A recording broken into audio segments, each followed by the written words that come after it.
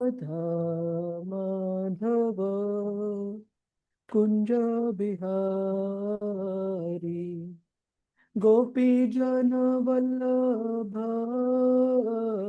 गिरिवरधारी जय गोपी जन वल्लभ गिरिवरधारी यशोदानंदन ब्रज जनरंजन यशोदनंदन व्रज जनरंजन जमुना तीरा वनचारी जमुना तीरा वनचारी जय राधा माधव कुंज बिहारी जय राधा माधव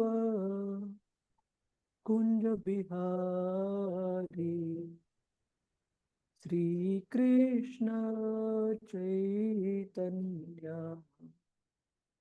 प्रभु नित्यानंद श्री अद्वैता गदाधर शिवसदि गौरभक्तवृंदा हरे कृष्णा कृष्ण कृष्ण हरे हरे हरे रामो रामो रामो हरे हरे जय राधा गोविंद राधा गोविंद श्री राधे जय गौरानिताय गौरानिताय गौरानिताय जय गौरानिताय जय जय प्रभुपाद प्रभुपाद प्रभुपाद प्रभुपाद जय गुरुदेव गुरुदेव गुरुदेव गुरुदेव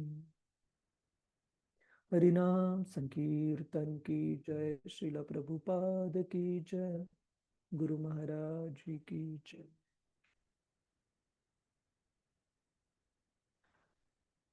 ओम नमो भगवते वासुदेवाय ओम नमो भगवते वासुदेवाय ओम नमो भगवते वासुदेवाय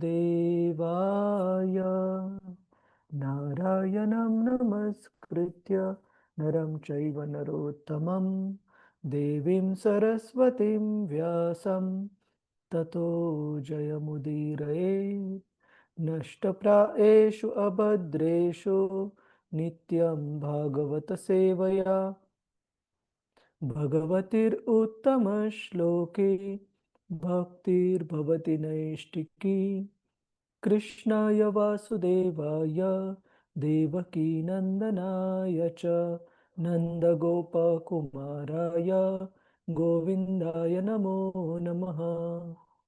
ॐ अज्ञानतिमिरन्धस्य ज्ञानाञ्जनशलाकया चक्षुरुन्मिलितं येन तस्मै श्रीगुरवे नमः। श्रीचैतन्यमनोभीष्टं स्थापितं येन भूतले स्वयं रूप कदा मह्यं ददाति स्वपदान्तिकं वन्देऽहं श्रीगुरो श्रीयुतापदकमलं श्रीगुरोन् वैष्णवांश्च श्रीरूपं सागरजाता सहगना रघुनाथान्वितं तं सजीवं साद्वैतं सावधूतं परिजनसहितं कृष्णचैतन्यदेवं श्रीराधा कृष्ण पदा सहगण ललिता श्री विशाखान्वितांश्च हे कृष्ण करुणा सिंधु दीनबंधु जगत्पते गोपेश गोपिका कांत श्री राधा कांत नमोस्तुते तप्त कांचन गौरांगी श्री राधे वृंदावनेश्वरी वृषभानुसुते देवी प्रणमामि हरिप्रिये वंशकल्पतरुभ्यश्च कृपा सिन्धुभ्य एव च पतितानां पावनेभ्यो वैष्णवेभ्यो नमो नमः नमो ॐ विष्णुपदाय कृष्णप्रेष्ठाय भूतले श्रीमते भक्तिवेदान्त स्वामिन् इति नामिने नमस्ते सरस्वते देवे गौरवाणी प्रचारिणे निर्विशेष शून्यवादी पाश्चात्य देश तारिणे जय श्री कृष्ण चैतन्य प्रभु नित्यानंद श्री अद्वैत गदाधर श्रीवास आदि गौर भक्त वृंदा हरे कृष्ण कृष्ण कृष्ण हरे हरे हरे राम राम राम राम हरे हरे हरे कृष्ण प्रभूजी माताजी सर्वांचं स्वागत आहे आजच्या श्रीमद भागवतम चर्चेमध्ये.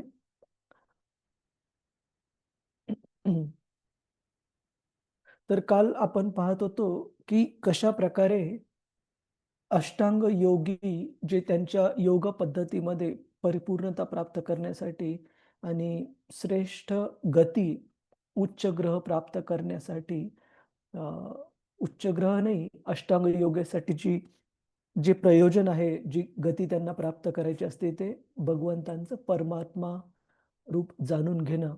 तर भगवंतांना प्राप्त करण्यासाठी कशा प्रकारे हे अष्टांग योग्यांना काही नियमांचं आणि अटींची पूर्तता करावी लागते मृत्यूच्या वेळेला, जसं की उत्तरायणामध्ये देह सोडणे आणि प्राणवायू जो आहे तो शरीराच्या ऊर्ध्व भागातून म्हणजे मस्तकातून बाहेर पडणे योग्य वेळेला, जेणेकरून त्यांना पाहिजे ती गती प्राप्त होईल.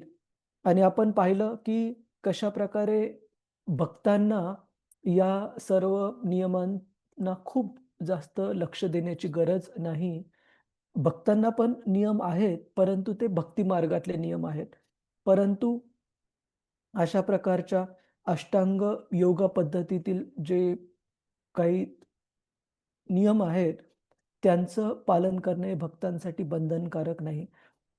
आणि आपण हे पण पाहिलेलं की जेवढा भक्त हा भगवंतांच्या प्रती समर्पित, तेवढं त्या भक्ताला बाकीच्या कोणत्याही मार्गांचं, जसं की कर्मकांड असू किंवा अष्टांग योग पद्धती किंवा ज्ञान मार्ग असू, या सर्वांच्या नियमांचं पालन करणे हे तेवढंसं क्रमप्राप्त नाही. आणि आपण उदाहरणं दिले, काही उदाहरणांवर चर्चा केली की कर्मकांडानुसार काही अ, अशुभ अशा गोष्टी पण त्याला आपण बदलवू शकतो भक्ती मार्गाच्या प्रभावाने. जसं की आपण रिसेंटली एक अशातलं उदाहरण दिलं की कशा प्रकारे एका अ, विशिष्ट शहरातली एक अशी इमारत जी की निगेटिव्ह म्हणजे पॅरानॉर्मल शक्तींनी जी प्रभावित होती, भक्तांनी कशा प्रकारे ती इमारत घेऊन त्यामध्ये मंदिर स्थापन करून आज तीच इमारत शेकडो लोकांना भक्ती मार्गाला जोडण्याचे अ, कार्य करत आहे, सेवा करत आहे. तर अशा प्रकारे भगवंतांच्या भक्ती मार्गाशी जोडून की कोणतीही गोष्ट ही भगवंतांच्या सेवेमध्ये जोडू शकतो. आणि आपण हे पण पाहिलं की कशा प्रकारे सर्व शास्त्रातले जे नियम आहेत, त्या सर्व नियमांचा सार आहे स्मर्तव्यम सततम विष्णू विस्मर्तव्यम न जातु किम. की भगवंतांना प्रत्येक क्षणी हे स्मरणात ठेवणं आणि एका क्षणासाठी पण त्यांचं विस्मरण न होऊ देणं, हे सर्व शास्त्रातील नियमांचं सार आहे. तर आपण पुढे जाऊ श्लोक क्रमांक 16 पासून. नंबर बरोबर आहे ना माताजी? हो हो प्रभूजी. हरे कृष्ण. कृपया आपण सर्वांनी म्हणण्याचा प्रयत्न करा.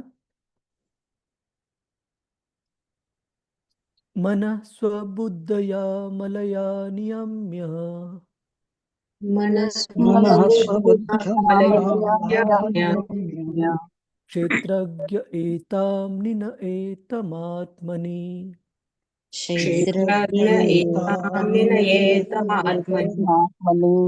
आत्मानम् आत्मन्यवरुध्य धीरो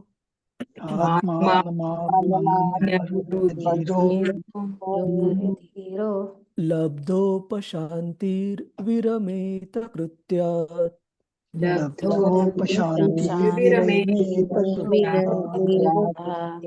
तर या श्लोकामध्ये सर्वात महत्वाचा शब्द आहे लब्ध उपशांतीर, की कशा प्रकारे अशा अष्टांग योगी जे अध्यात्मवादी आहेत त्यांना त्यांची जी परम उपलब्धी आहे, पूर्ण आनंद प्राप्त करणे, ते कशा प्रकारे शक्य आहे. अलका माताजी, हरे कृष्ण. हरे कृष्ण प्रभूजी, दंडवत प्रणाम. दंडवत. त्यानंतर योग्याने आपल्या विशुद्ध बुद्धीद्वारे आपले मन जीवात्म्यामध्ये विलीन करावे आणि नंतर जीवात्म्यास परमात्म्यामध्ये विलीन करावे. असे केल्यानंतर पूर्णपणे शांती प्राप्त झालेला जीव समाधानाच्या सर्वोच्च स्तरावर स्थित होतो. अशा स्तरावर स्थित झाल्यामुळे इतर सर्व कार्यांपासून तो निवृत्त होतो. तात्पर्य श्रील प्रभुपादजी द्वारा. श्रील प्रभुपादजी की जय. चिंतन, अनुभव आणि इच्छा करणे ही मनाची कार्य आहेत. मन जेव्हा भौतिकवादी असते, अर्थात भौतिकतेमध्ये पूर्णपणे गढून गेलेले असते, तेव्हा ते भौतिक ज्ञानाच्या प्रगतीसाठी कार्य करीत असते आणि अशी प्रगती ही विनाशकारी अण्वस्त्रांच्या शोधामध्ये परिणत होते. परंतु जेव्हा मन आध्यात्मिक प्रेरणेनुसार कार्य करते, तेव्हा ते स्वगृही भगवत धामात सच्चिदानंद जीवनाची प्राप्ती करण्यासाठी अद्भुत असे कार्य करते. म्हणूनच मनाचा उपयोग हा चांगल्या आणि विशुद्ध बुद्धीने केला पाहिजे. भगवंतांची सेवा करणे हीच परिपूर्ण बुद्धिमत्ता आहे. जीव हा सर्वच परिस्थितीचा गुलाम असतो, हे जाणण्या इतपत एखाद्याने बुद्धिमान असले पाहिजे. भौतिक प्रभावाखालील प्रत्येक जीव हा लोभ, क्रोध, काम, मोह, मद आणि मत्सर यांच्या आदेशानुसार कार्य करीत आहे. या विविध प्रकारच्या प्राकृतिक विकारानुसार कार्य केल्यानेही तो निरंतर दुःखीच राहतो. जेव्हा मनुष्याला याचा खऱ्या अर्थाने अनुभव येतो आणि याविषयी जाणून घेण्यासाठी तो अधिकृत व्यक्तीकडे जाऊन आपल्या बुद्धीद्वारे जिज्ञासा करतो, तेव्हा त्याला दिव्य प्रेममयी भगवत सेवेचे ज्ञान होते.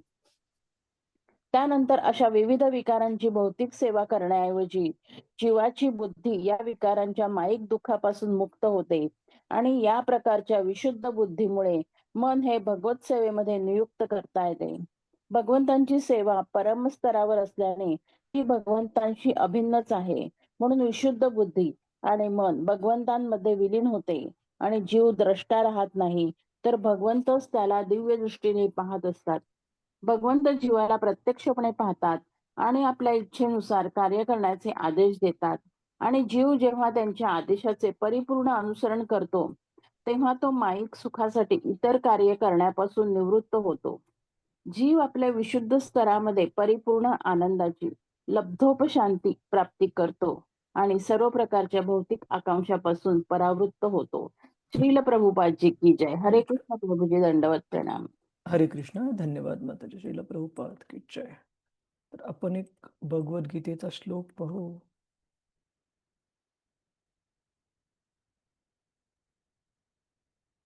सिक्स 6.6.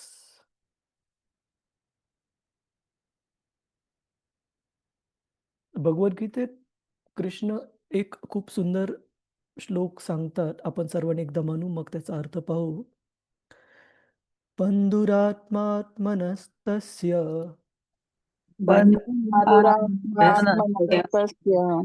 येनात्मैवात्मना जितः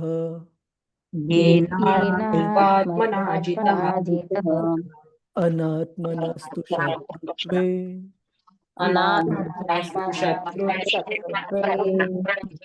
वर्तेतात्मैव शत्रुवत्.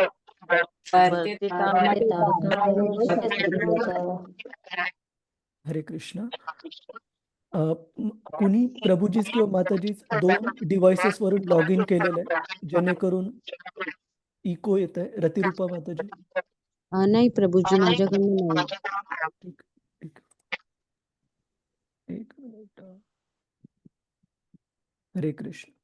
तर कृष्ण भगवद्गीतेत सांगतात की मन जे आहे, ज्या वेळेस त्याला आपण भगवंतांच्या सेवेमध्ये जोडतो आणि भौतिक इच्छांच्या कडे जाण्यापासून परावृत्त करतो, त्याला रेस्ट्रिक्टला आपण मराठीमध्ये काय म्हणतो, नियंत्रित करतो. तर असं जे मन आहे ते आपलं the best of the friends, म्हणजे आपल्या सर्वात जवळचा मित्र आहे असं मन, जे की नियंत्रित आहे आणि भगवंतांच्या सेवेमध्ये जोडलेलं आहे. परंतु असं मन ज्याला की आपण नियंत्रित करण्यास असमर्थ ठरतो, ते मन हे ग्रेटेस्ट ऑफ द एनिमीज, म्हणजे सर्वात जास्त डेंजरसला आपण धोकादायक असा वैरी किंवा शत्रू आहे व्यक्तीचा. अनियंत्रित मन हे सर्वात घातक शत्रू आणि भगवंतांच्या सेवेमध्ये जोडलेलं आणि नियंत्रित ठेवलेलं मन हे आपला सर्वात जवळचा मित्र आहे. तर आपण असं जर उदाहरण समजवायला गेलो सोप्या भाषेमध्ये, की एखाद्या घरामध्ये किंवा एखाद्या हॉटेलमध्ये अशी रूम आपल्याला आराम करण्यासाठी दिलेली, जिथे सर्व सुखसुविधा आहेत आणि खूप लक्झरियस, ऐश्वर्यसंपन्न अशी रूम आहे. फक्त एक अट जर आपल्याला सांगितली गेली, की तुम्ही व्यवस्थित आराम करू शकाल या रूममध्ये. फक्त एक अट आहे, की या रूममध्ये तुमच्यासोबतच कदाचित तुम्हाला दिसेल किंवा न दिसेल, अशा स्थितीमध्ये एक साप पण असेल. तर आपल्यापैकी कुणीही तिथं राहण्यासाठी तयार होणार नाही. का? कारण त्या रूममध्ये आराम करताना कितीही जरी आरामदायी आराम वाटत असला, तरी मनामध्ये ती काळजी राहील, की हा जर साप कधी बाहेर आला आणि आपल्याला जर अ, चावा घेतला, तर मृत्यू ओढवू शकतो. अशाच प्रकारे भगवद्गीता सांगते, की मन ही पण अशी गोष्ट आहे, ज्याला की आपण ज्यावेळेस अनियंत्रित ठेवतो, त्यावेळेस आपण या सापापेक्षाही घातक अशा गोष्टीला सतत जवळ बाळगत आहोत. म्हणजे जर बाहेरून असणाऱ्या धोक्याबद्दल जर आपण इतके जागरूक आहोत, तर भगवद्गीता आपल्याला सांगते, की आपल्या हृदयामध्ये असणाऱ्या धोक्यापासून आपण किती सावध राहायला पाहिजे. याचा अर्थ मन नियंत्रित ठेवणं, शास्त्र सांगतं, की हे कोणत्याही योग पद्धतीचं, ज्या कोणत्या व्यक्तीला कर्मयोगा किंवा ज्ञानयोगा किंवा अष्टांग योगा किंवा भक्ती योगा मार्गांचं पालन करायचं आहे, त्या सर्व व्यक्तींसाठी सर्वात पहिला जी पात्रता आहे, जे क्वालिफिकेशन आहे, ते आहे की मन आणि इंद्रिय यांना नियंत्रणामध्ये ठेवलं. आणि शास्त्रात असं सांगितलं जातं, की आपलं जे सूक्ष्म शरीर बनलेलं आहे, मन त्याच्यापेक्षा श्रेष्ठ आपली बुद्धिमत्ता आणि बुद्धिमत्ता, mind, intelligence and false ego, आणि बुद्धिमत्तेच्याही वरच्या स्तरावर आपला जो अहंकार, आणि अहंकार ज्याला की आपण सामान्यतः निगेटिव्ह कनोटेशन म्हणजे चुकीचं मानतो, परंतु तो झाला फॉल्स इगो. ज्यावेळेस आपण स्वतःला भोगता किंवा कोणत्याही भौतिक गोष्टीचा आनंद घेणारा व्यक्ती उपभोक्ता म्हणून समजतो, त्यावेळेस तो झाला मिथ्या अहंकार किंवा खोटा फॉल्स इगो. परंतु खरा अहंकार हा आहे, की आपण भगवंतांचे सेवकांचे सेवक आहोत. भगवंतांच्या दासांच्या दासांचे दास आहोत. हा झाला खरा अहंकार, ट्रू इगो. तर सांगण्याची गोष्ट अशी, की योग्यांसाठी, अष्टांग योगी व्यक्तींसाठी इथे सांगितल्याप्रमाणे त्यांचं मन नियंत्रित ठेवणं खूप आवश्यक आहे. आणि ह्या हे मन नियंत्रित कशाप्रकारे ठेवायला पाहिजे, तर हे जाणून, की मनाचे वेगवेगळे कार्य काय आहेत. थिंकिंग, फीलिंग अँड विलिंग, म्हणजे कोणत्याही गोष्टींवर विचार करणे, चिंतन करणे, फीलिंग म्हणजे कोणत्याही गोष्टीचा अनुभव करणे आणि विलिंग म्हणजे कोणत्याही गोष्ट, कोणती विशेष प्रकारची गोष्ट प्राप्त करण्यासाठी इच्छा ठेवणे ही मनाची कार्य आहेत. आणि ज्यावेळेस असं मन आपण भौतिकवादी इच्छांना इच्छांची पूर्तता करण्यामध्ये गुंतवतो किंवा भौतिक ज्ञानाच्या प्रगतीसाठी कार्य करतो, प्रगतीसाठी वापरतो, त्यावेळेस ते मन आपल्या विनाशाचं कारण ठरतं. जसं श्रील प्रभुपाद सांगतात, की जे आधुनिक शास्त्रज्ञ आपल्याला पाहायला मिळतात. उदाहरणार्थ काही अ, डिकेड्स म्हणजे काही दशकांपूर्वी, एका जवळपास 100 वर्षांपूर्वी आपण पाहतो, की ओपनहाइमर, मी त्या शास्त्रज्ञाचं नाव कदाचित व्यवस्थित उच्चार करत नसेल, परंतु ह्या फिजिसिस्ट भौतिकशास्त्राच्या शास्त्रज्ञांनी अणुविद्येचा शोध लावला आणि त्याच्यामधून अणु अ, आण्विक अस्त्र हे निर्माण केली गेली जागतिक युद्ध दुसरं होण्याच्या अगोदर. आणि त्याचा कशाप्रकारे वापर झाला, कितीतरी लाखो लोकांच्या संहारासाठी हे सर्व श्रुत आहे. तर इथे भागवत सांगतं, भगवद्गीता सांगते, की अशा मनाला ज्यावेळेस आपण भौतिकवादी गोष्टींमध्ये अ, भौतिक ज्ञानाच्या प्राप्तीसाठी किंवा प्रगतीसाठी वापरतो, त्यावेळेस तेच मन आपल्या विध्वंसाचं कारण ठरते, जसं की विनाशकारी अण्वस्त्रांचं माध्यमातून वगैरे. परंतु अशा मनाला ज्यावेळेस आपण आध्यात्मिक कार्यामध्ये जोडतो, भगवंतांच्या सेवेमध्ये जोडतो, त्यावेळेस तेच मन आपल्याला ह्या भौतिक कल्मशांपासून, भौतिक जगापासून मुक्त करण्यासाठी मदत करते. त्याच्यामुळे एका व्यक्तीला पाहिजे, की मनाला आपण थांबवू तर शकत नाही. इच्छा व्यक्त करण्यापासून किंवा कोणत्या गोष्टीवर मनन करण्यापासून, चिंतन करण्यापासून किंवा कोणत्या गोष्टींचा अनुभव घेण्यापासून. परंतु जर आपण त्याला योग्य अशी एंगेजमेंटला आपण मराठीमध्ये काय म्हणतो? प्रभुजीच माताजी? गुंतवणूक गुंतवणूक गुंतवणूक. प्रभूजी. गुंतवणूक. हां. योग्य ठिकाणी जर आपण मन जोडलं किंवा गुंतवलं, तर ते चुकीच्या गोष्टींमध्ये लागणार नाही.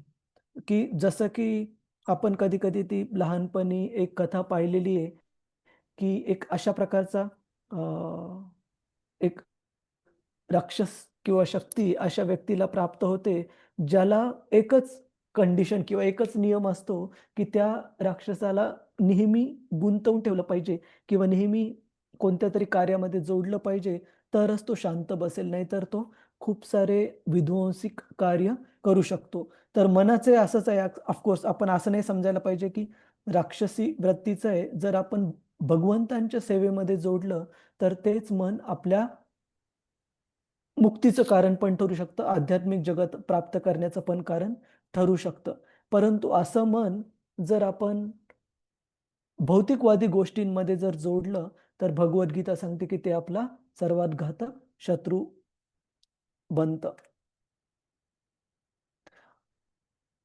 आणि ज्यावेळेस कोणताही व्यक्ती या भौतिक प्रभावाखाली असतो, त्यावेळेस वेगवेगळे जे 6 प्रकारचे अ, षड्वपू ज्यांना आपण म्हणतो, लोभ, क्रोध, काम, मद, मोह आणि मत्सर.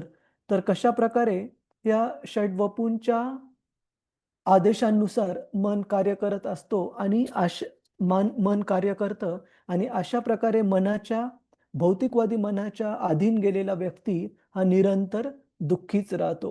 परंतु त्याच मनाला आणि मनाच्या वर जे आहे बुद्धिमत्ता, त्याला ज्यावेळेस आपण भगवंतांच्या सेवेमध्ये जोडतो, त्यावेळेस तेच मन हे माईक दुःखांपासून मुक्त होते आणि अशा विशुद्ध मन आणि बुद्धीमुळे भगवत सेवेमध्ये आपण प्रगती करू शकतो.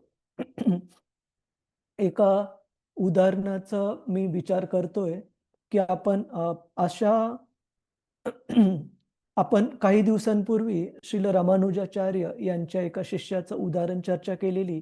आपल्या लक्षात आहे का प्रभुजीच माताजीच, की कांचीपुरममध्ये ज्यावेळेस वरदराज स्वामी यांच्या उत्सव मूर्तीची मिरवणूक चाललेली होती, कशाप्रकारे सर्व लोकं भगवंतांच्या मिरवणुकीमध्ये प्रोसेशन मिरवणुकीमध्ये भाग घेत असताना एक भौतिकवादी व्यक्ती एका स्त्रीच्या प्रती जो आसक्त होता, त्याला भगवंतांचं प्रोसेशन मिरवणूक चाललेली त्याचं काहीच माहिती नव्हतं.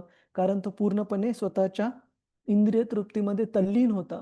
आणि ज्यावेळेस रामानुजाचार्य यांनी त्या व्यक्तीला सांगितलं, की "तू का या दुसऱ्या व्यक्तीकडे आकर्षित होत आहेस?"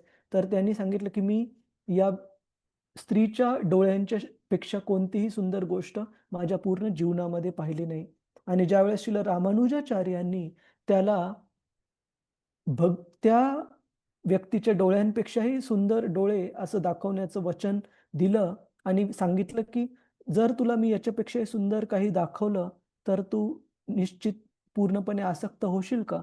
तर त्या व्यक्तीने होकार दिल्यानंतर रामानुजाचार्यांनी कसं सकाळच्या काकडा आरतीमध्ये भगवंतांच्या त्या व्यक्तीला बोलावलं आणि नंतर आपण पाहिलं, की कशाप्रकारे ते दोघंही स्त्री आणि पुरुष पती-पत्नीच्या रूपामध्ये रामानुजाचार्यांचे कसे शिष्य झाले आणि भौतिक सुखापासून, आसक्तींपासून इतके विरक्त झाले, की ती स्त्री स्वतःचे अलंकार, आभूषणं, दागिने हे पण गुरुच्या सेवेसाठी देण्यासाठी तयार होती. तर अशा प्रकारे आपण पाहतो तोच व्यक्ती, तीच प्रवृत्ती ज्यावेळेस भगवत सेवेमध्ये आपण नियुक्त करतो, त्यावेळेस कशाप्रकारे त्या त्याच मनाचा आधार घेऊन व्यक्तीचा उद्धार होतो आणि तेच मन जर भौतिक स्तरावर गुंतवलं, तर कशाप्रकारे अ, आपल्या बंधनाचं या भौतिक जगातल्या बंधनांचं कारण ठरतं. श्रील प्रभुपादांच्या जीवनामध्ये एक सुंदर प्रसंग आपल्याला पाहायला मिळतो. एक नाही खूप सारे, परंतु एकाची आपण चर्चा करू, की श्रील प्रभुपाद ज्यावेळेस पाश्चात्य देशांमध्ये गेले 1965 साली आणि 1966 साली त्यांनी आंतरराष्ट्रीय कृष्ण भावनामृत संघाची स्थापना केली. तर सुरुवातीचे जे अमेरिकन मुलं श्रील प्रभुपादांच्या ह्या आंदोलनाशी जोडले गेली, ते सर्व प्रकारच्या व्यसनाशी वगैरे चुकीच्या सवयींना आसक्त होते. परंतु श्रील प्रभुपादांनी त्यांना प्रेमाने प्रोत्साहन दिलं भगवंतांच्या सेवेबद्दल जाणण्याचं आणि भगवंतांच्या सेवेमध्ये जोडण्याचं. तर असेच श्रील प्रभुपादांच्या शिष्यांपैकी एक शिष्य होते श्यामसुंदर प्रभू, आहेत आज पण. तर अगोदरचे जी त्यांची जीवन पद्धती होती, त्यामध्ये वेगवेगळ्या प्रकारच्या व्यसनांशी वगैरे ते आसक्त होते भक्ती मार्गामध्ये येण्याच्या अगोदर आणि त्यांच्याकडे एक कला त्यांना अवगत होती. ती कला म्हणजे कार्पेंट्री म्हणजे लाकडाचे कोणतेही अ, कोरीव काम करू शकणे वगैरे.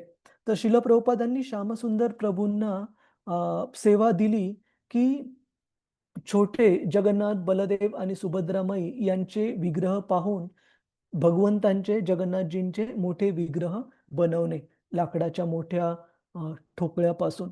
तर श्यामसुंदर प्रभू ज्यावेळेस ही सेवा करत होते, त्यावेळेस एकदा श्रील प्रभुपाद कशाप्रकारे जगन्नाथजींचे अर्चविग्रह बनत आहेत, हे पाहण्यासाठी त्या ठिकाणी आले आणि श्रील प्रभुपादांनी आल्यानंतर पाहिलं तर काय, जगन्नाथजींच्या डोक्यावर एक पेटलेली, चालू असलेली सिगारेट श्रील प्रभुपादांना दिसली. परंतु श्रील प्रभुपादांनी या भक्तांना लगेच रागावले नाहीत, त्यांना निराश नाही केलं. श्रील प्रभुपादांनी एक वाक्य असे बोलले, की श्यामसुंदर प्रभूंना पूर्ण हे कळालं, की आपण काय करायला पाहिजे किंवा काय नाही करायला पाहिजे. श्रील प्रभुपाद श्यामसुंदर प्रभूजींना म्हणाले, की "Shyamsundar, why do you want to let this small stick of cigarette come between you and Jagannath?" की "हे श्यामसुंदर, तुम्ही या छोट्या जी सिगारेटची जी कांडी आहे, त्याला तुमच्यामध्ये आणि भगवंतांमध्ये का येऊ देऊ इच्छिता?" आणि श्रील प्रभुपादांच्या या वाक्याने त्यांच्या डोक्यामध्ये प्रकाश पडला, की अरे, आपल्या गुरूंच्या कृपेने भगवंतांच्या सेवेमध्ये जोडण्याची इतकी सुवर्ण संधी आपल्याला प्राप्त झालेली आहे. परंतु आपण आपल्या जुन्या चुकीच्या सवयींप्रती इतकं आसक्त आहोत, की ही संधी प्राप्त झालेली असताना पण त्या जुन्या आसक्तींनी आपण स्वतःचं अधःपतन करून घेत आहोत.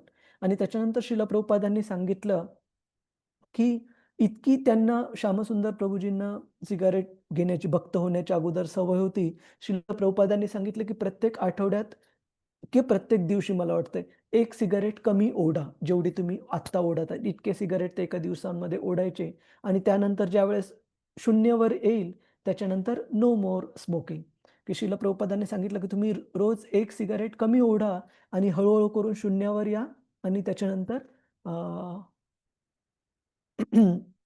हे स्मोकिंग किंवा धूम्रपान करणं हे बंद करा. तर सांगण्याची गोष्ट अशी, की ज्यावेळेस भगवद्गीता सांगते, की ज्यावेळेस मनुष्याला एक श्रेष्ठ स्तरावरची चव अनुभवण्याची सवय होते, त्यावेळेस तो निम्न स्तरावरची चव जी आहे, त्याच्यामध्ये स्वाभाविकतः विरक्ती निर्माण होते. एक श्लोक पाहू आपण.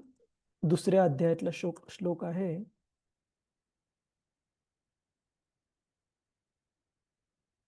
कृपया सर्वांनी म्हणण्याचा प्रयत्न करा.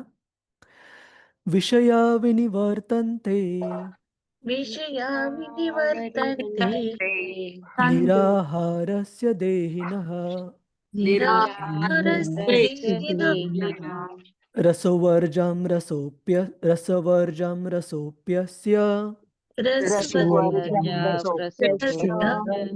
परं दृष्ट्वा निवर्तते. परम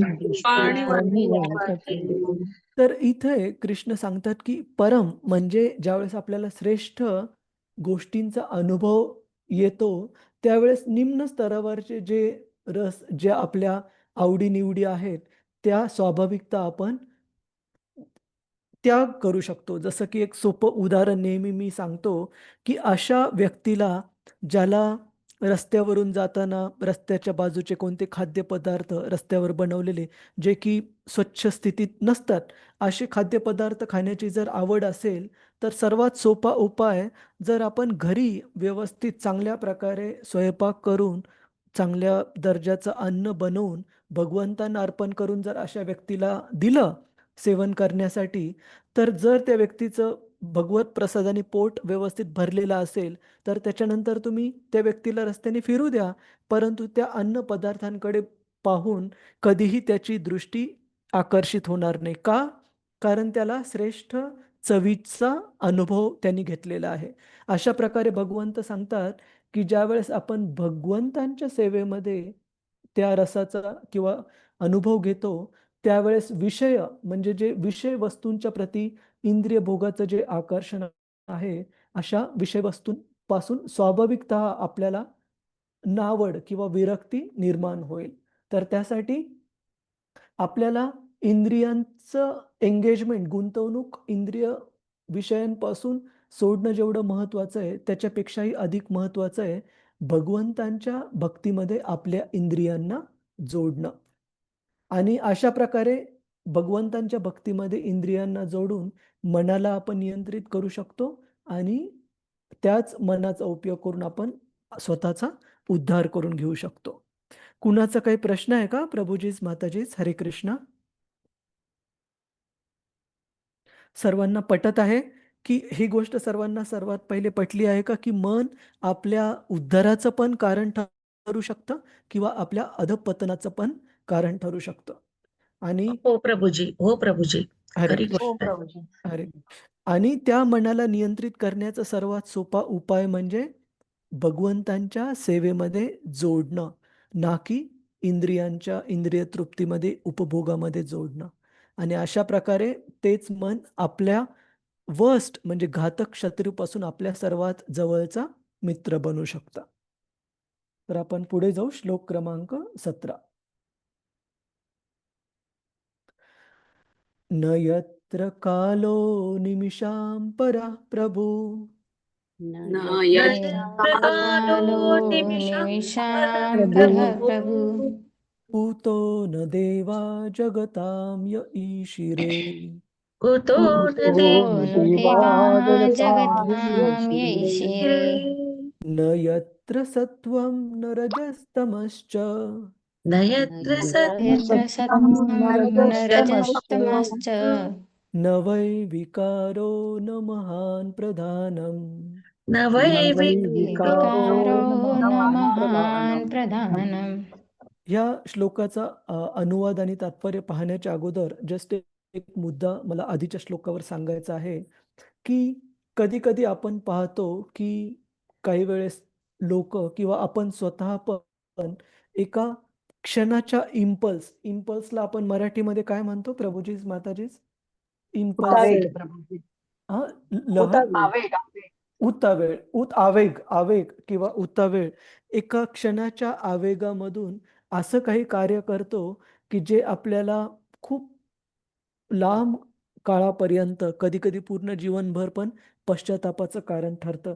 जसं आपण कुणाला काही चुकीचा शब्द वापरतो किंवा कुणावर त्याहूनही जास्त अपराधिक जी गोष्ट आहे की कुणावर कधी हात उगारतो, तर आपण पाहतो की जर थोडंसं आपण विश्लेषण केलं, थोडंसं ॲनालिसिस केलं अशा परिस्थितीचं, तर आपल्याला कळेल की त्या क्षणामध्ये आपण कुणाला काय बोलून बसलो, हे म्हणजे केवळ आणि केवळ आपल्या राग किंवा आपला अहंकार आहे त्याला शरण जाण्यासारखं आहे. की थोड्या क्षणासाठी आपल्या आपल्या रागाला संतुष्ट करण्यासाठी आपण एखाद्या व्यक्तीला चुकीचं बोलतो किंवा चुकीचं वागतो त्या व्यक्तीसोबत. तर अशा प्रकारे आपले जे रिपू आहेत, जसं की काम, क्रोध, मद, मोह, लोभ आणि अहंकार इत्यादींना शरण जाण्यापेक्षा जर आपण भगवंतांना शरण गेलो, तर पश्चातापाची तर गरज पडणार नाही आणि आपला उद्धार पण होईल या रिपूंपासून. तर स्वतःला मी कधी हे सांगतो, की ज्यावेळेस आपण कधी खूप रागावलेले असतो किंवा कुणाला काहीतरी चुकीचं बोलण्याची शक्यता असते, तर आपण कधी हे समजायला पाहिजे, की ठीक आहे, मला वाटतं, की ह्या व्यक्तीने चुकीचं केलंय, पण लगेच मी आवेगात असताना बोलायची गरज नाहीये. थोडं थांबू, थोडं शांत होऊ. त्यानंतर जर करेक्शन आवश्यक आहे, तर त्यावेळेस बघता येईल. पण आवेगामध्ये लगेच मनाला कोणतीही गोष्ट करण्याची परवानगी नाही द्यायला पाहिजे. आणि अशा रिपूंच्या प्रती मन समर्पित करण्यापेक्षा मद, काम, क्रोध, लोभ, मद, मोह, मत्सर अशा षड्रिपूंच्या प्रती मन समर्पित करण्यापेक्षा भगवंतांच्या सेवेमध्ये मन समर्पित करणं हे निश्चित कधी पण श्रेष्ठ आहे. तर पुढचं वाचण्यासाठी रासप्रदा सुमुखी माताजी. हरे कृष्ण. हरे कृष्ण प्रभुजी. हरे कृष्ण. येस माताजी. श्रील प्रभुपाद की जय. लब्धोपशांतीच्या त्या दिव्य स्थितीत काळाचे वर्चस्व राहत नाही. या काळाचे वर्चस्व लौकिक प्राणीमात्रांवर नियंत्रण करण्याची शक्ती प्राप्त झालेल्या देवतांवरही असते. मग स्वतः देवतांविषयी काय सांगावे? तेथे प्राकृतिक सत्वगुण, रजोगुण, तमोगुण किंवा मिथ्या अहंकारही नाही. तसेच कारणार्थ किंवा प्रधानही नाही. तात्पर्य: भूत, वर्तमान आणि भविष्य या 3 रूपांमध्ये प्रकट असणाऱ्या आणि याद्वारे स्वर्गीय देवदेवतांचेही नियंत्रण करणाऱ्या विनाशकारी काळाचा दिव्य स्तरावर काहीही प्रभाव होऊ शकत नाही. त्या काळाचा प्रभाव जन्म, मृत्यू, जरा आणि व्याधी या लक्षणांनी प्रकट होतो आणि भौतिक अस्तित्वाची ही 4 लक्षणे ब्रह्मांडांमध्ये सर्वत्र अगदी आपल्याला कपोलकल्पित वाटणारी आयुर्मर्यादा असलेल्या ब्रह्मलोकातही आढळतात.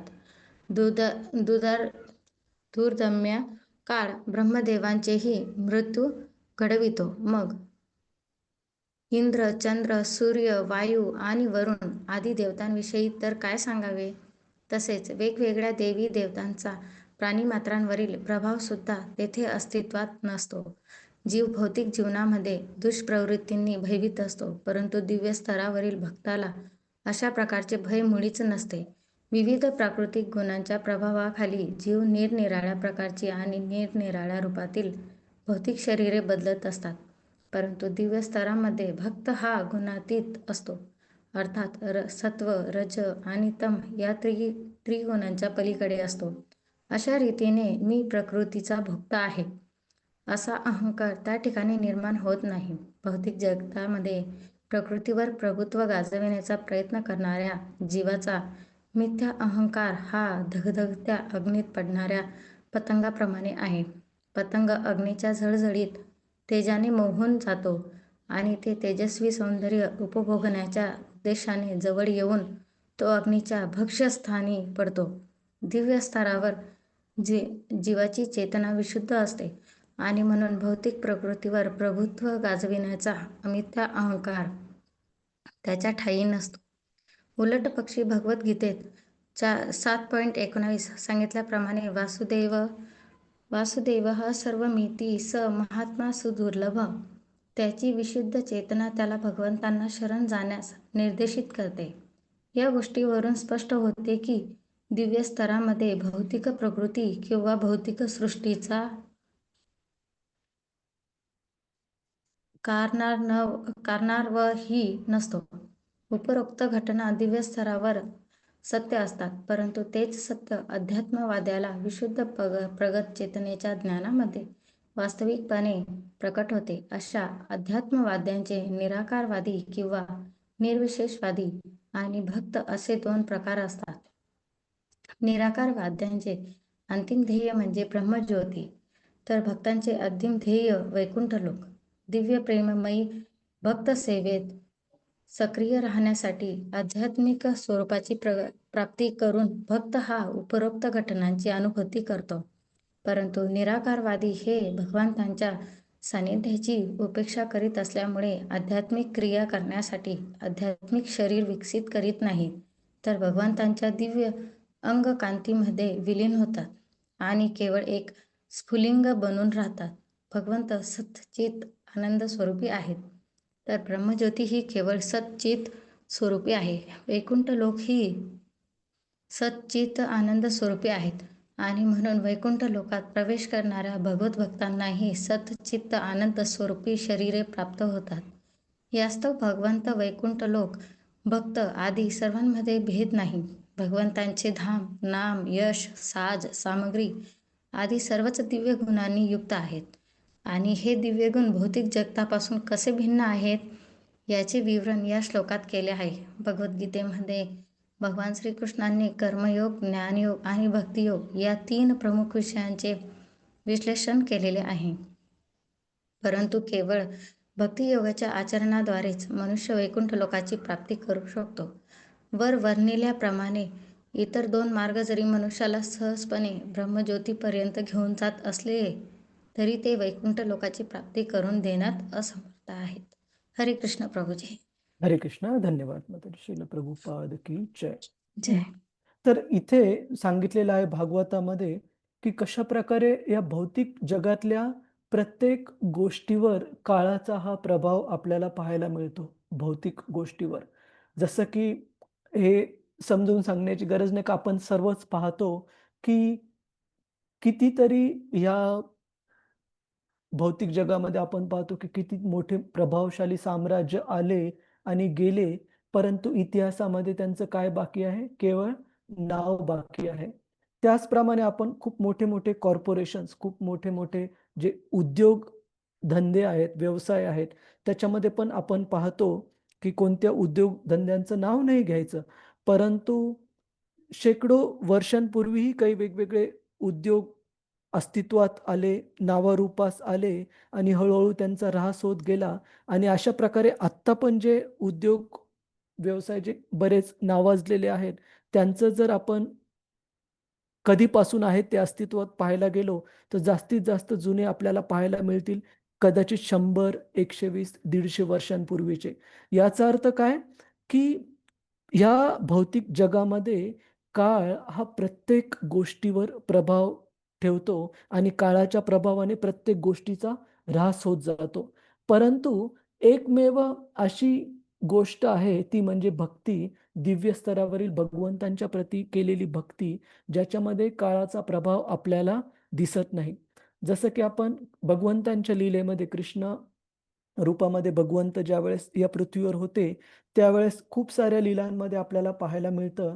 जसं की ब्रह्मविमोहन लीलेमध्ये आपण पाहतो की ब्रह्माजी ज्यावेळेस गोपबालकांना आणि काफ्स म्हणजे वासरांना कृष्ण ज्यांना सांभाळत होते, त्यांना ज्यावेळेस घेऊन जातात पळवून लपून, हे कृष्ण स्वतः परमपुरुषोत्तम भगवंत आहेत का? याची परीक्षा घेण्यासाठी त्यावेळेस भगवंत स्वतः आपल्या विस्तारित रूपांमध्ये ह्या सर्व वासरांचा आणि बालकांचं रूप धारण करतात आणि एका वर्षापर्यंत त्या गोपबालकांच्या आईंना म्हणजे घरच्यांना पण लक्षात येत नाही किंवा त्या वासरांच्या ज्या गायी आहेत, त्यांना पण लक्षात येत नाही की आपले जे वासरं किंवा जे मुलं आहेत, ते आपले मुलं खरोखरचे मुलं नसून भगवंतांचं विस्तारित रूप आहे. अशा प्रकारे ते स्वतःच्याच मुलांच्या प्रती त्यांचं जे प्रेम आहे, त्यांचा जो स्नेह आहे, तो कितीतरी अधिक प्रमाणात वाढलेला त्यांना जाणवतो. का? कारण प्रत्येक व्यक्ती हा भगवंतांच्याच प्रती आकर्षित आहे अंततः. आणि नंतर ब्रह्मदेव ज्यावेळेस पुन्हा येऊन पाहतात, की कशाप्रकारे सगळीकडे कन्फ्युजन म्हणजे गडबड गोंधळ उडालेला असावा, अशी त्यांची धारणा असते. तर येऊन पाहतात तर व्रजभूमीमध्ये सर्व काही सुरळीत चालू असतं. गोप बालक पण जागेवर असतात आणि त्या गायींची वासरं पण जागेवर असतात. तर सांगण्याचा हेतू हा, की अशा प्रकारे भगवंतांच्या भक्ती मार्गामध्ये भक्तांवर काळाचा प्रभाव हा सीमित राहतो, काळाचा प्रभाव पडू शकत नाही. त्याचप्रमाणे आपण भगवंतांच्या लीलेमध्ये अजून एक लीला पाहू शकतो, की ज्यावेळेस शरद पौर्णिमेच्या रात्री ज्यावेळेस भगवंतांचं रासक्रीडा झाली गोपींसमवेत, भागवत सांगतं, की ब्रह्माजींची एक रात्र, जो की खूप मोठा लांबलचक कालावधी आहे, त्याचं कॅल्क्युलेशन पण आपण अगोदर चर्चा केली. पण थोडक्यात सांगायचं झालं तर 4 युगांचा मिळून 1000 वेळेस ती म्हणजे ब्रह्माजींची 12 तासांची रात्र. ज्याचं की इंग्रजी कॅलेंडर इयर्समध्ये जे गणित होतं, ते होतं जवळपास 4.32 बिलियन अर्थली इयर्स म्हणजे 4.32 अब्ज वर्ष एवढी ब्रह्माजींची 12 तासांची एक रात्र असते. तर भगवंतांच्या कृपेने फक्त आपल्या भक्तांना आनंद देण्यासाठी भगवंतांनी ब्रह्मदेवांच्या रात्रीचा पूर्ण काळ हा पृथ्वीच्या रात्रीमध्ये तेवढ्या ह्याच्यामध्ये समाविष्ट केला. म्हणजे सांगण्याचा अर्थ असा, की एवढा मोठा काळ होऊन पण व्रजवासींसाठी आणि पूर्ण पृथ्वीच्या लोकांसाठी एक पृथ्वीची 12 तासांची रात्र झाल्याचाच प्रभाव राहिला. कुणाला हे नाही लक्षात आलं, की इतका मोठा कालावधी त्याच्यामध्ये गेलेला आहे. तर सांगण्याचा हेतू असा, की भगवंतांच्या नाम, रूप, गुण, लीला इत्यादी ह्या ह्या काळाच्या प्रभावाच्या अतीत किंवा पलीकडे आहेत. त्याच्यामुळे एक इंग्रजीमध्ये एक वाक्य सांगितलं जातं, की "in spiritual world the time is conspicuous by its absence." म्हणजे आध्यात्मिक जगतामध्ये वेळ जो आहे, तो त्याच्या तिथे प्रकट नसण्याने जाणला जातो. जसं की पृथ्वीवर आपण पाहतो आत्ता 24 जानेवारी 2026 10:49 झालेले आहेत. परंतु कितीही प्रयत्न केले तरी 10:48 मिनिट जो आहे, तो आपण परत प्राप्त करू शकत नाही, कारण तो गेलेला आहे. अशाच प्रकारे शास्त्र पण सांगतं भगवद्गीता, भागवत, की प्रत्येक सूर्य उदयासोबत आणि सूर्यास्तासोबत आपण मृत्यूच्या एक दिवस जवळ जात आहोत. केवळ असे व्यक्ती अशा काळाच्या प्रभावापासून वाचू शकत आहेत, जे की भगवंतांच्या सेवेमध्ये पूर्णपणे जोडलेले आहेत.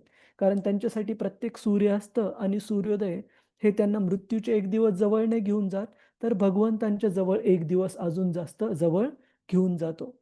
तर अशा काळाच्या प्रभावाच्या जर अतीत किंवा पलीकडे जर जायचं आहे, तर आपल्याला काय करणं आवश्यक आहे? भगवत भक्तीमध्ये स्वतःला जोडणं आवश्यक आहे. नाहीतर भौतिक स्तरावर भागवत सांगत आहे, की वेगवेगळे महान देवी-देवता जसं इंद्र, चंद्र, वरुण, वायू इत्यादी आणि त्या सर्व देवी-देवतांचे जे सर्वात श्रेष्ठ देवता आहेत, ब्रह्मदेव, हे पण काळाच्या प्रभावाच्या खाली आहेत. जसं ब्रह्मदेवांचा पण जीवनाचा शेवट घडतो. ब्रह्मदेवांना पण मृत्यूला सामोरं जावं लागतं आणि त्यांना जर जावं लागतं, तर बाकीच्या देवी-देवतांचं काय सांगायचं? इंद्र, चंद्र, वरुण, वायू इत्यादी यांना निश्चित जन्म आहे आणि मृत्यूही आहे. आणि अशा भगवत सेवेमध्ये जोडलेला भक्त कशाप्रकारे गुणातीत होऊ शकतो? आपण एकदा भगवद्गीतेतला एक श्लोक पाहू, ज्याच्यात भगवंत स्वतः सांगतात. कुणाला सांगता येईल का प्रभुजी माताजी कोणता श्लोक आहे? प्रयत्न करा कुणी. हरे कृष्ण. ज्याच्यामध्ये भगवंत सांगतात, की भक्ती मार्गात जोडलेला जो व्यक्ती आहे, तो कसं या गुणांच्या प्रभावाच्या, काळाच्या प्रभावाच्या गुणातीत होतो, पलीकडे जातो. कोणता श्लोक आहे? चुकलं तरी काही हरकत नाही, प्रयत्न करा. कदाचित 7व्या अध्यायामध्ये आहे प्रभूजी. सांगा ना तुम्ही श्लोक सांगा. अम, तो गुणांनी अतीत होत नाही. सॉरी सॉरी, नाही, तो त्याच्यासाठी नाही, ते मायेने दूर होतो. तो हा. मायेने दूर होतो. हा तो आहे जो सर्वात भगवंताच्या.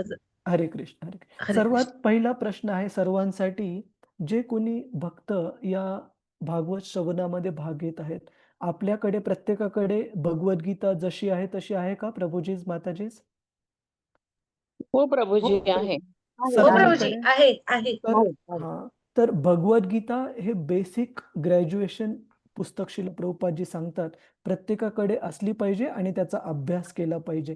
नाहीतर हे जे आपण शिकण्याचा प्रयत्न करत आहोत, हे जे ज्ञान आहे ते थेरॉटिकल. थेरॉटिकल म्हणजे एक मिनिट, रतिरूपा माताजी म्यूट करा प्लीज सर्व. तर ते जे ज्ञान आहे ते केवळ थेरॉटिकल, आपण मराठीत काय म्हणतो, लिखित लिखित स्वरूपामध्ये ज्ञान राहील. ते कधीही आपल्या साक्षात्कारामध्ये बदलणार नाही. तर भगवद्गीतेतला श्लोक कोणता आहे माताजीच प्रभूजीच? प्रयत्न करा. हरे कृष्ण प्रभूजी, मी सांगू का? हा रतिरूपा माताजी सांगा. 14.26 मामच्छ योगे व्यभिचारेण असा भक्ती माम च योग व्याभिचारेण भक्ती योगेन सेवते सगुणान समतीतैतान ब्रह्मभूयाय कल्पते. की थँक्यू, खूप छान माताजी.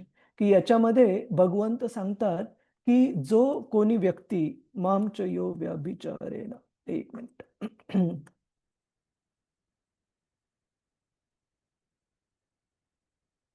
14.26 की याच्यामध्ये भगवंत सांगतात मामचयो अव्याभिचारेण भक्ती योगेन सेवते.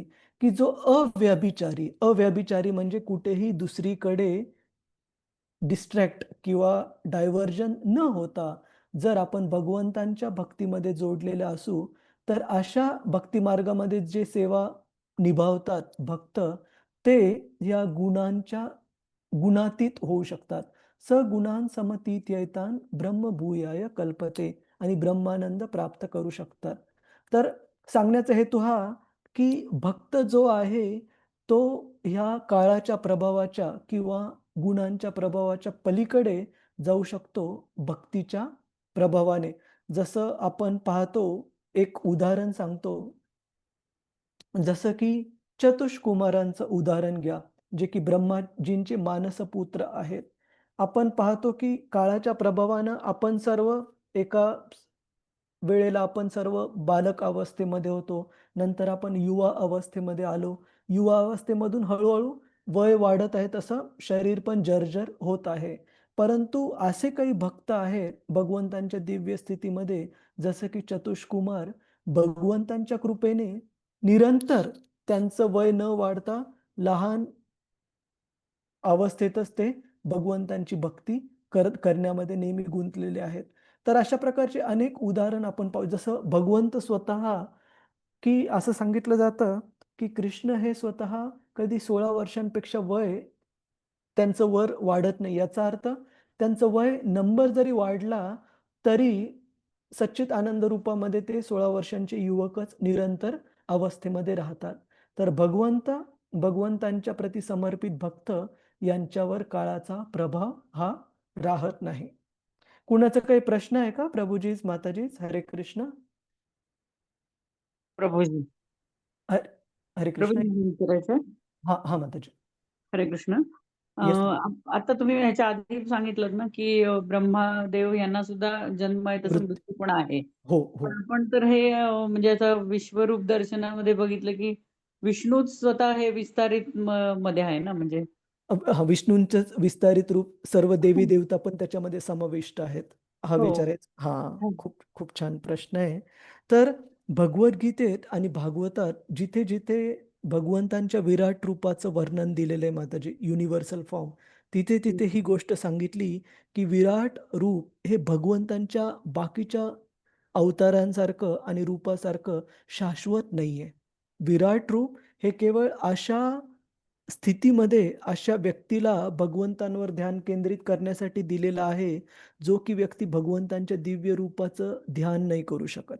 तर त्याच्यामध्ये असणारे जे घटक आहेत ते पण या भौतिक जगतातलेच घटक आहेत. दिव्य आध्यात्मिक जगतातले घटक नाही आहेत त्याच्यामध्ये. त्याच्यामुळे विराट रूप हे तुम्ही कुठंच कोणत्याच वैकुंठ लोकामध्ये, गोलोक वृंदावनमध्ये अस्तित्वात असल्याचा दाखला मिळणार नाही तुम्हाला. हे केवळ आणि केवळ भौतिक जगामध्ये भौतिकवादी लोकांना भगवंतांवर ध्यान करण्यासाठी सोयीस्कर जावं म्हणून दिलेलं आहे आणि टेम्पररी म्हणजे काही काळापुरतंच आहे. ठीक आहे माताजी? अच्छा. हरे कृष्ण. परंतु भगवंतांचे दुसरे जे रूप आहेत, वामन, परशुराम, हयग्रीव आणि बुद्ध इत्यादी वेगवेगळे प्रभू रामचंद्र इत्यादी जे भगवंतांचे अवतार आहेत ते सर्व शाश्वत रूपामध्ये आहेत आणि आध्यात्मिक जगतामध्ये आहेत शाश्वतरित्या. परंतु विराट रूप हे नाहीये. आणि अजून एक विचारायचं होतं की आता ब्रह्मांचा जसा मृत्यू म्हणताय तुम्ही, जन्म हो. तसा मृत्यू, मग हो. त्याच्या ठिकाणी परत दुसरे दुसरे ब्रह्म येतील. बरोबर आहे. मृत्यू होते. हो, हो. कारण ब्रह्म, इंद्र, चंद्र, वरुण, वायू हे देवी देवता म्हणजे व्यक्तींनी धारण केलेलं पद आहे. जसं आपण म्हणतो की भारताचे पंतप्रधान हे मोदीजी आहेत. याचा अर्थ मोदीजींनी ते पद धारण केलेलं आहे सध्या. त्यांच्या आधी दुसरे कोणी पंतप्रधान होते किंवा नंतर कोणी असतील. परंतु त्याच प्रकारे ब्रह्माजींचं आणि बाकीच्या देवी देवतांचं पण तसंच आहे. ही पद आहे ब्रह्मा. पद आहे. ओके. बरोबर. हरे कृष्ण. धन्यवाद. हरे कृष्ण प्रभू. हरे कृष्ण. आणि जो कोणी व्यक्ती इथे शास्त्रात सांगितले भागवताच्या तात्पर्यामध्ये श्रील प्रभुपादजी सांगतात की प्रत्येक भौतिकवादी व्यक्ती हा कोणत्या दुसऱ्या प्राणी मात्रांवर प्रभुत्व गाजवण्याचा प्रयत्न करतो. जसं की आपण भौतिकवादी घरांमध्ये कधी पाहतो की घराचे जे लीडर असतात की वडील किंवा पती हे घरातल्या सदस्यांवर प्रभुत्व गाजवण्याचा प्रयत्न करतात. त्याचप्रमाणे घरातली महिला ही पण जर भक्त नसेल तर ती कदाचित प्रभुत्व गाजवण्याचा प्रयत्न करते कुटुंबातील इतर सदस्यांवर आणि ऐकायला गंमतशीर वाटेल परंतु खरी गोष्ट प्रभुपाद सांगतात की जे लोक ज्यांना कधी-कधी प्रभुत्व गाजवण्यासाठी किंवा आदान-प्रदान करण्यासाठी सोयीस्कर असा जीव सापडत नाही, त्यावेळेस ते काही प्राण्यांचा जसं की पाळीव प्राणी ठेवतात. एखादा कुत्रा, मांजर की कुणी माझं ऐकत नसेल तर चालेल, कमीत कमी ह्या प्राण्यांवर तरी मी प्रभुत्व गाजवणार आणि हे तरी माझं स्वामित्व मान्य करणार. अशा प्रकारे एक भौतिकवादी व्यक्ती हा नेहमी दुसऱ्या जीवांवर प्रभुत्व गाजवण्याचा प्रयत्न करतो आणि अशा भौतिक प्रकृतीवर प्रभुत्व गाजवण्याची इच्छा म्हणजे शास्त्र सांगते की ज्या प्रकारे एका अग्नीच्या प्रती आगीचा जो हे असतो ज्वाला असते त्याच्या प्रती ज्या प्रकारे पतंग ज्याला आपण इंग्रजीमध्ये मॉथ्स म्हणतो ते पतंग जसे ह्या आगीच्या प्रती आकर्षित होतात आणि अंततः काय होतं त्यांना वाटतं की ही अग्नी म्हणजे मला खाण्यासाठी असणारं खूप छान तेजस्वी असं फळ आहे परंतु त्या तेजाने आकर्षित होऊन तो पतंग त्या अग्नीच्या आतमध्ये जातो आणि भक्ष्यस्थळी पडतो, नष्ट होतो. तर भौतिक प्रकृतीवर प्रभुत्व गाजवण्याची जी आपली इच्छा आहे, तो मिथ्या अहंकार पण एका भौतिकवादी व्यक्तीच्या अशाच प्रकारे भौतिक प्रकृतीच्या भक्ष्यस्थळी पडण्याचं कारण ठरतो. त्याच्यामुळे हे जाणायला पाहिजे की आपण सर्व भगवंतांचे नित्य सेवक आहोत आणि बाकीचे पण जे जीव आपल्या काळजीमध्ये दिलेले आहेत, जसं की आई-वडिलांच्या, पालकांच्या काळजीमध्ये मुलं किंवा आपले जे बहीण, भाऊ, आई-वडील, बाकीचे आप्तेष्ट आहेत, ते सर्व आपण त्यांची सेवा करण्यासाठी इथे आहोत भगवंतांच्या भक्ती मार्गामध्ये, ना की त्यांच्यावर प्रभुत्व गाजवण्यासाठी. तर कदाचित वडील म्हणून किंवा आई म्हणून निश्चित भूमिका पार पाडावी लागेल मुलांना शिस्त लावण्याची वगैरे. पण ती शिस्त लावण्याची क्रिया पण भगवंतांच्या सेवेच्या भावनेत करणं आवश्यक आहे. ना की या भावनेने करणं, की ही पत्नी म्हणजे मला सेवा करण्यासाठी बनलेली आहे, माझ्या सेवेसाठी किंवा हे मुलं हे मला सेवा देण्यासाठी बनलेले आहेत. हे आपले दास नाहीत तर कुणाचे दास आहेत? भगवंतांचे दास आहेत आणि आपण स्वतः एक जीव म्हणून पण भगवंतांचे दास आहोत. क्लिअर आहे प्रभुजीच, माताजीच? हरे कृष्ण. प्रभूजी हो प्रभूजी. अध्यायामध्ये भगवंतांनी जे पण बोलले की मी ओंकार वगैरे आहे, तर ते त्यांनी विश्वरूपमध्ये पूर्ण दाखवण्याचा प्रयत्न केलाय का? हो हो हो माताजी. ठीक आहे प्रभूजी. हरे कृष्ण. हरे कृष्ण हरे कृष्ण. आणि आपण केवळ भगवद्गीतेत नाही, भागवतात पण ह्या अध्यायाच्या सुरुवातीला पाहिलं की विराट रूप हे विशेषतः अशा भौतिकवादी व्यक्तींसाठी दिलेले जे की भौतिक आनंदाच्या प्रती आसक्त आहेत, अशा योगींसाठी विराट रूपावर ध्यान करणे सांगितलंय. अजून वेळ झालेला आहे, बघू. हे छोटा श्लोक आहे का, थोडासा मोठा आहे तर वेळ लागेल आपल्याला, तर आपण पुढच्या वेळेस श्लोक क्रमांक 18 पासून सुरुवात करूया. प्रभुजीज माताजीज. हरे कृष्ण. तर भागवताचा हा जो भाग आहे माताजी, पुढे जाऊन तर 4थ्या किंवा 5व्या अध्यायामध्ये अजून थोडंसं टेक्निकल किंवा तात्विक फिलॉसॉफिकल वाटू शकेल. जेवढं शक्य आहे तेवढं आपण साध्या सोप्या भाषेत सांगण्याचा प्रयत्न करू. पण माझी आपल्याला विनंती आहे की हे भागवत कळण्यासाठी सोपं जाईल जर आपण मिनिमम कमीत कमी 2 गोष्टी केल्या तर. एक म्हणजे रोज हरे कृष्ण महामंत्राचा जप. तर जसं पूजा माताजी बऱ्याचदा ग्रुपवर टाकतात की मंदिराचा जो सकाळचा मॉर्निंग प्रोग्राम होतो, तो सकाळी मंगलारतीने चालू होतो 4:30 वाजता आणि खूप सुंदर भगवंतांचं दर्शन आणि भगवंतांच्या अर्चविग्रहाची पूजा आपल्याला याच्यात पाहायला मिळते आणि भगवत भक्तांचा संग पण प्राप्त होतो ब्रह्ममुहूर्ताच्या कालावधीमध्ये. तर तुम्ही झूम मीटिंगवर ह्या मॉर्निंग प्रोग्राममध्ये भाग पण घेऊ शकता, आरतीमध्ये भाग घेऊ शकता आणि नंतर 5:30 नंतर नरसिंह आरती, तुलसी आरती, शिष्टाष्टकम झाल्यानंतर भगवंतांचा नामजप पण सर्व भक्त करतात. तर या कलियुगामध्ये ज्या प्रकारे बऱ्याच गोष्टींचा ऱ्हास झालेला पाहायला मिळतो आणि पतन झालेलं पाहायला मिळतं, त्याच प्रकारे काही गोष्टी अजून पण तेवढ्याच शक्तिशाली आहेत आणि त्या शक्तिशाली गोष्टींपैकी एक आहे भगवत भक्तांच्या संगतीमध्ये भगवत भक्तीचा मार्गाचं पालन करणं. तर खूप सोपी जाते भक्ती जर आपण भगवत भक्तांच्या संगतीमध्ये राहून आपली साधना करण्याचा प्रयत्न करू तर. एकटं करण्यापेक्षा भगवत भक्तांच्या संगतीत साधना करणे कधी पण सोपं आहे माताजीच प्रभूजीच. तर पूजा माताजी. हरे कृष्ण. प्रभूजी पूजा माताजी ठीक आहे नाहीये. ठीक आहे. तर रतिरूपा माताजी, तुम्ही आपल्या मंदिराच्या मॉर्निंग प्रोग्रामचा जो शेड्यूल आहे तो पुन्हा एकदा शेअर करा आणि आपल्या मराठी ग्रुपच्या भक्तांना पण प्रोत्साहित करा की हळूहळू ते पण जॉईन करू शकतो. कदाचित आठवड्यातून 7ही दिवस जर तुम्हाला शक्य नसेल तर आधी 1-2 दिवस प्रयत्न करा आठवड्यातून.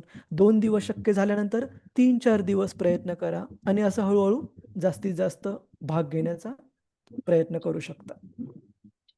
हरे कृष्ण. कुणाचं काही माझ्याकडे हा भागवत आहे ते चालेल का? हा भागवत काही हरकत नाही माताजी. भागवत आहे तर छान आहे आणि हा. त्याच्यामध्ये म्हणजे तात्पर्य आहेत का माताजी, का फक्त हा अर्थ आहे, अर्थ आहे आणि तात्पर्य संस्कृत श्लोक आणि त्याच्या पुढे अर्थ असं अर्थ. दिलंय त्यांनी. ठीक ठीक आहे. तर माझं एक सजेशन आहे माताजी, किमान भागवताचा पहिला स्कंद तरी तुम्ही प्राप्त करा. जास्त म्हणजे जर तो असलं तर चांगलं, कारण तात्पर्याने काय होतं की श्लोक समजून घेण्यासाठी मदत होते. कधी कधी फक्त अर्थ वाचून आपल्याला पूर्ण श्लोकाचा मतितार्थ कळत नाही. तात्पर्याने तो कळण्यासाठी मदत होते माताजी. ठीक आहे. धन्यवाद. हरे कृष्ण. हो. आणि हरे कृष्ण. याच्यासोबतच भागवताचा पहिल्या स्कंदाच्या पण अगोदर प्रत्येक आपल्याकडे भगवद्गीता जशी आहे तशी तुम्हाला ज्या भाषेमध्ये कम्फर्टेबल आहे. मराठी समजण्यासाठी जर सोपं आहे तर भगवद्गीता जशी आहे तशी आणा. जर इंग्रजीमध्ये आपलं बऱ्याच जणांचं शिक्षण झालं ते सोपं वाटतं तर इंग्रजीमध्ये भगवद्गीता ॲज इट इज आणा. ज्या भाषेत ती तुम्हाला कम्फर्टेबल वाटतं. पण आमचा ग्रुप आहे तो रोज पूर्ण भगवद्गीता वाचतो. अच्छा अच्छा. भगवद्गीता तर छान आहे माताजी वाचणं, पण त्यासोबत काही श्लोकांचा अर्थ आणि तात्पर्य पण वाचा. ठीक ठीक आहे, आहे. ठीक चालेल. हरे कृष्ण हो. हरे कृष्ण. खूप खूप धन्यवाद आपल्या सर्वांचा. वाञ्छाकल्पतरुभ्यश्च कृपा सिन्धुभ्य एव च पतितानां पावनेभ्यो वैष्णवेभ्यो नमो नमः. अनंत कोटि वैष्णव वृंद की जय. वैष्णव ठाकुर की जय. श्रील प्रभुपाद की जय. हरे कृष्ण. हरे हरे कृष्ण. हरे माताजी कृष्ण. कोणता सादर प्रणाम कोणता करतो. ग्रुप आहे माताजी भगवद्गीता रोज वाचतं? कोणता ग्रुप आहे हरे माताजी? कृष्ण. हरे कृष्ण. माताजी कोणता ग्रुप आहे रोज भगवद्गीता वाचतं? आमचा कोकणात आहे ग्रुप आमचा. अच्छा अच्छा अच्छा अच्छा. तर आम्ही ते 3 ते 6 पूर्ण भगवद्गीता म्हणतो आम्ही. Okay okay. हरे कृष्ण. खूप मला वाटलं छान. आपल्या इकडेच आहे. चालेल. खूप छान हरे माताजी. आणि ठीक. ज्या माताजी आता विचारत आहेत त्यांच्यासाठी पण श्री श्री राधा गोविंद मंदिराच्या भक्तांचं पण दर एकादशीला पूर्ण भगवद्गीता म्हणतात. हो तर तुम्ही हो. आपल्या ग्रुपवरची अनाउन्समेंट पण पाहू शकता. हरे कृष्ण. जी जी प्रभू जी. हरे कृष्ण. धन्यवाद.